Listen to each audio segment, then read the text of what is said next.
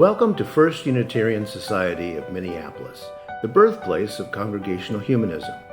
We carry on that tradition of free thought today, dedicated to promoting a free search for truth, meaning, and justice. Our web address is firstunitarian.org. I'm David Breeden, Senior Minister. Welcome.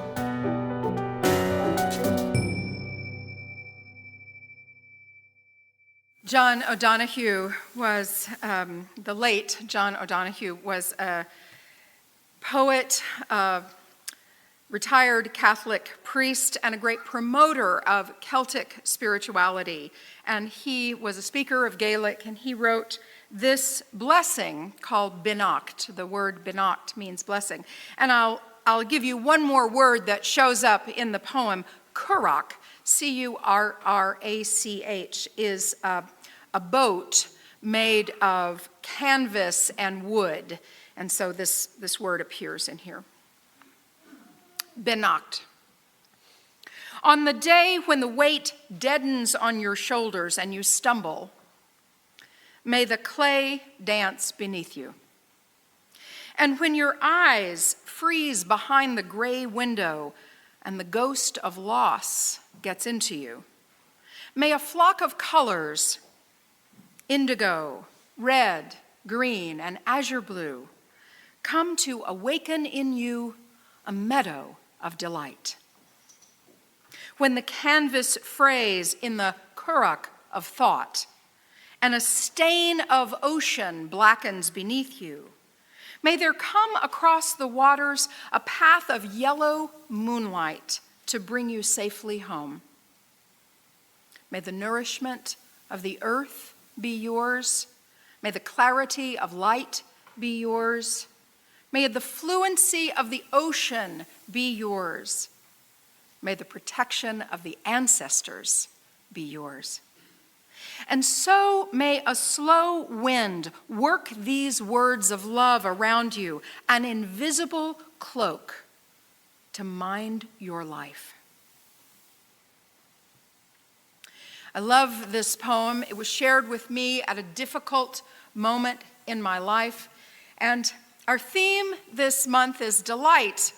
But this poem, this blessing, is not so much about delight.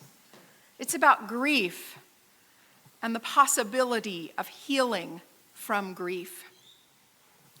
Sometimes I have thought of grief and delight as two ends of a spectrum. But more these days, I think of them as two particularly salient points on the intricate interior web of our inner life. Grief, I just love that I'm going to have this stereo and I'm going to work around it. Grief and relief not as ends of a spectrum, but as two particularly salient points on, and maybe loud points on the web of our inner life. Both can be loud at times. When grief is loud, it may be a deafening silence. Grief may feel like a loud, deafening silence. It may be a deep, ringing gong. And delight, which sometimes to me feels a little frothy. The word delight, I'm delighted. Feels a little frothy. But delight it can have a little substance to it. And its bell sound in my head is a lighter, tinkling peal of bells. There's so much delight to be found, and my thought is that the more we cultivate delight, the more we can build a bulwark against despair when it shows up, so that despair doesn't swamp us over. Despair will come because we are human. Despair will come, but delight will also come because we are human, and we can cultivate that delight. Kendall Gibbons was the minister here at First Unitarian Society from 1998 to 2012, and she was one of my teachers when I was in seminary. Her words ring in my head often, sometimes like a gong, sometimes like a tinkling bell. Kendall was a wise, wise woman. She wrote this about spiritual maturity. Just as we grow and mature physically and keep ourselves healthy with regular exercise, just as we grow and mature mentally and develop our minds through learning, just as we grow and mature emotionally and deepen our relationships by intentional sharing ourselves with others, just as we grow and mature ethically and build moral character from the values to which we are loyal, so I am persuaded that we grow and mature spiritually as well. Religious community exists to hold out the possibility and the importance of that inner ripening, to suggest that our humanity is most fully realized as we become more spiritually mature. I'm going to read this last part again. Religious community, this congregational community that we share, where we come and we work out our ethical lives, we work out our challenges, we hold each other up in our joys and our sorrows, we raise our children together, we inculcate them with the values that we hold dear, we decide how we want to act out in the world, how we want to show up in the world for justice. Religious community exists to hold out the possibility and the importance of inner ripening, to suggest that our humanity is most fully realized as we become more spiritually mature. One of the questions that we ask nowadays in our new member pathway to membership is, when you join this congregation, how do you imagine your life may be different 10 years down the line? And how do you imagine the congregation may be different 10 years down the line? Now, some of you have been around quite a while. And our congregation is richer and stronger because of your long-time commitment, showing up Sunday after Sunday, showing up to board meeting after board meeting, God bless you, showing up for the work of the congregation, to play music on Sundays, to run the soundboard, to work in the back, to feed us meals downstairs in the kitchen, to run the auction, to do all of the things that need doing in the congregation. And by doing that, doing it ethically and doing it as love is the spirit of this place, this is what we create together. When I ask that question, how do you imagine that your life may be different after you've been here for 10 years or so? It's hard to imagine what life will be like in 10 years. And some of the things that I can imagine are maybe not so pleasant. It'll be hotter, it'll be, as we navigate our way through the apocalypse, things will become more difficult for more people. But we will be here, we hope, we will be here together, creating this community that we hold dear together. But I also want to know, what do we imagine that our internal life will be like? How will I have grown in that inner ripening?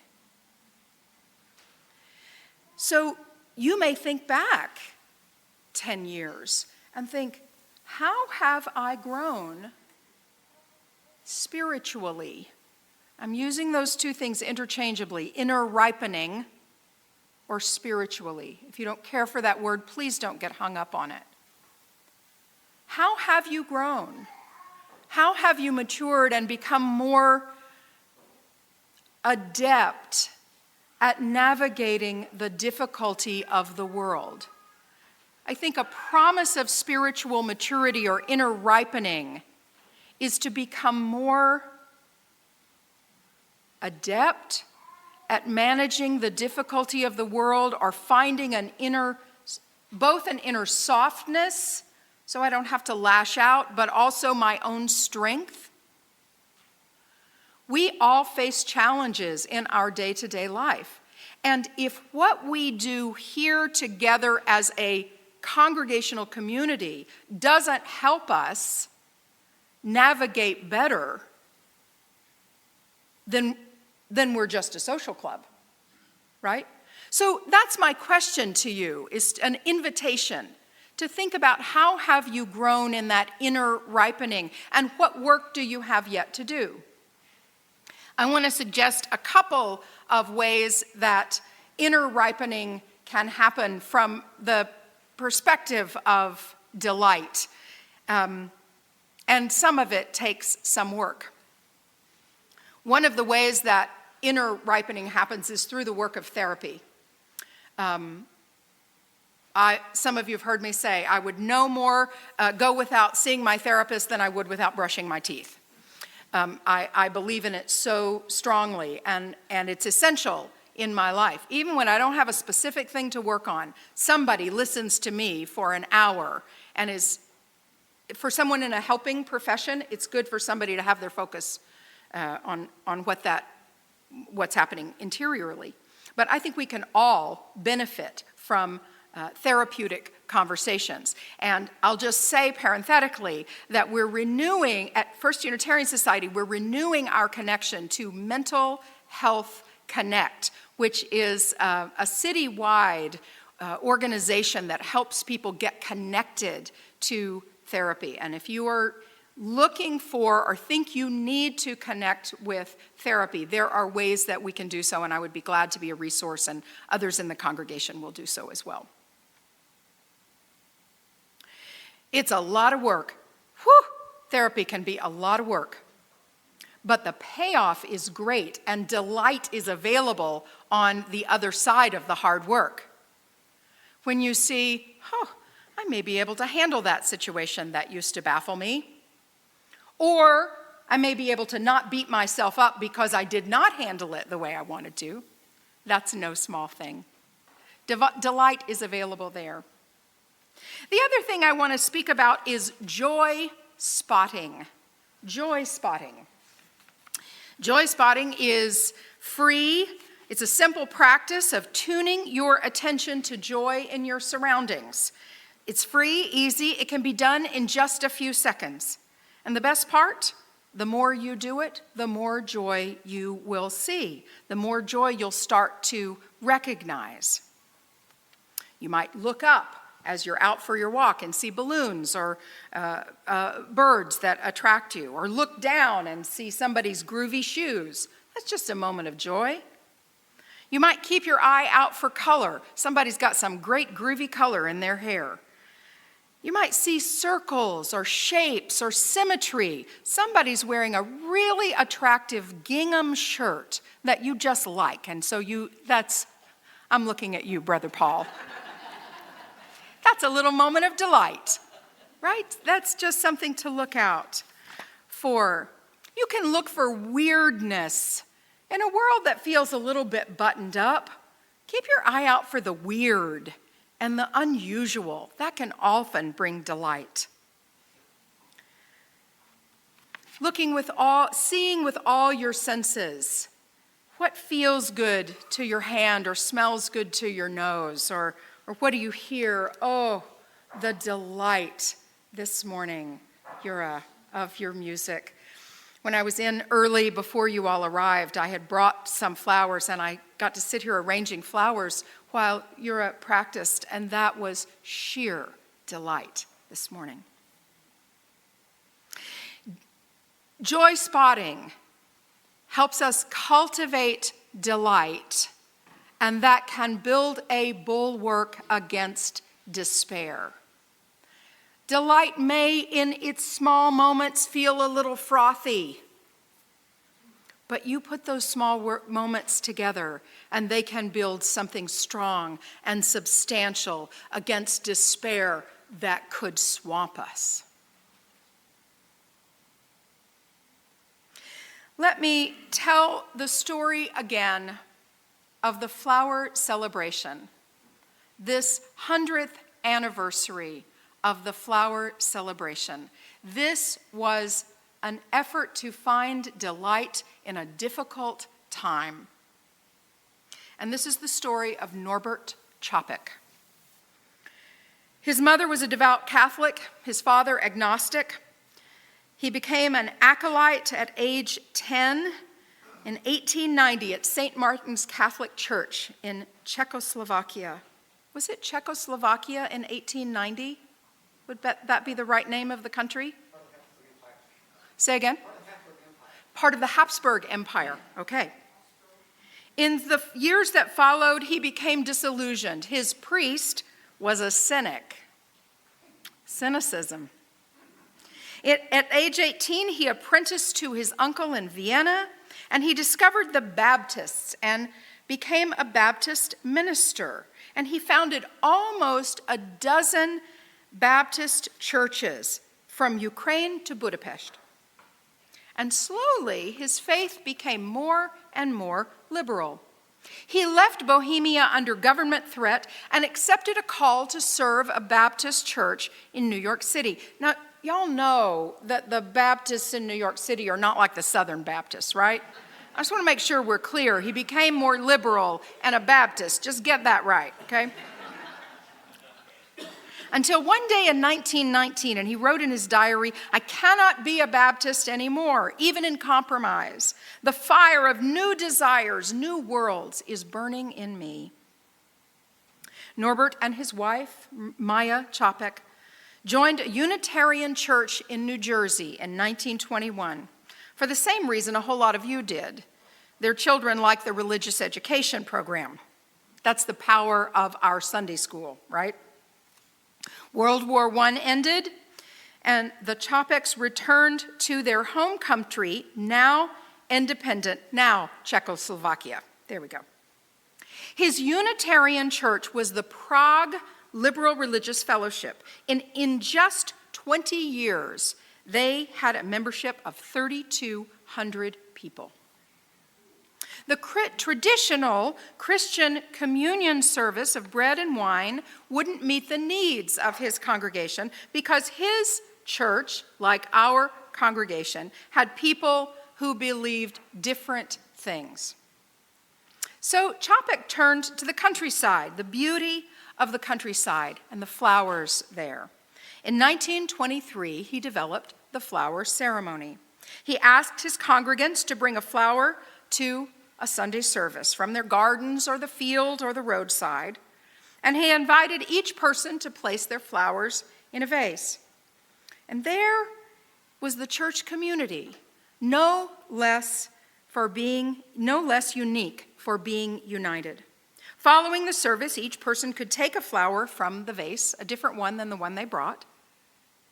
Now, Chopik was a visionary minister with a church ahead of its time, a bold congregation, a congregation thinking beyond its doors, beyond what it thought was possible. It was a congregation willing to take risks, to make tough decisions, to bear disappointments, to build a new way. That's like this place. That was Chopik's church. For this, the Gestapo arrested him in 1942. The Nazis accused Chopik of listening to foreign broadcasts and sent him to the Dachau concentration camp. Even in starvation and torture, he held a flower ceremony with his fellow prisoners, finding whatever flowers they could among the weeds of the camp.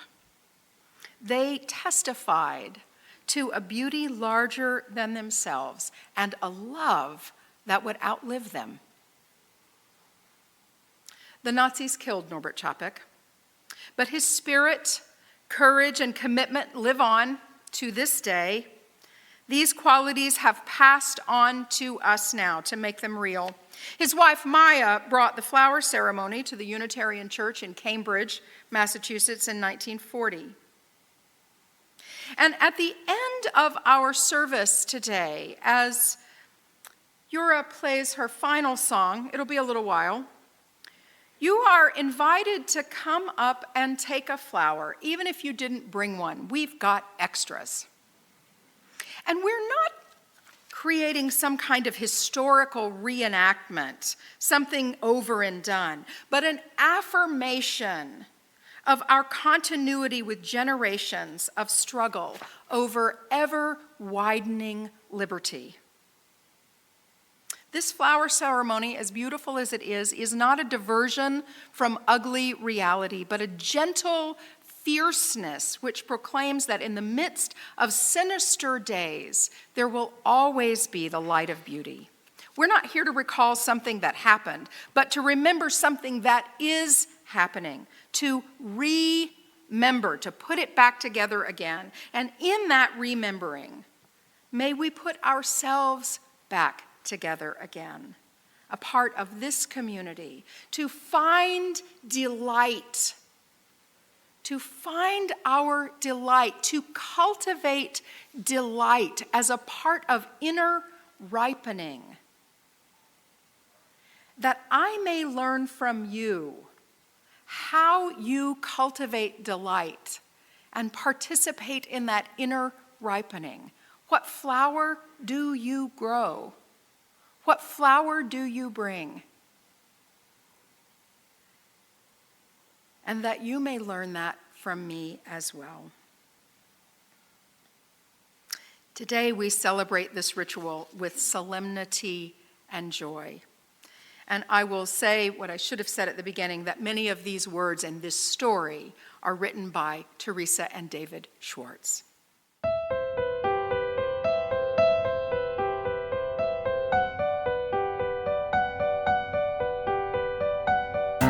Thanks for listening. You can find much more about humanism and what's happening at First Unitarian Society in Minneapolis by visiting our website at firstunitarian.org.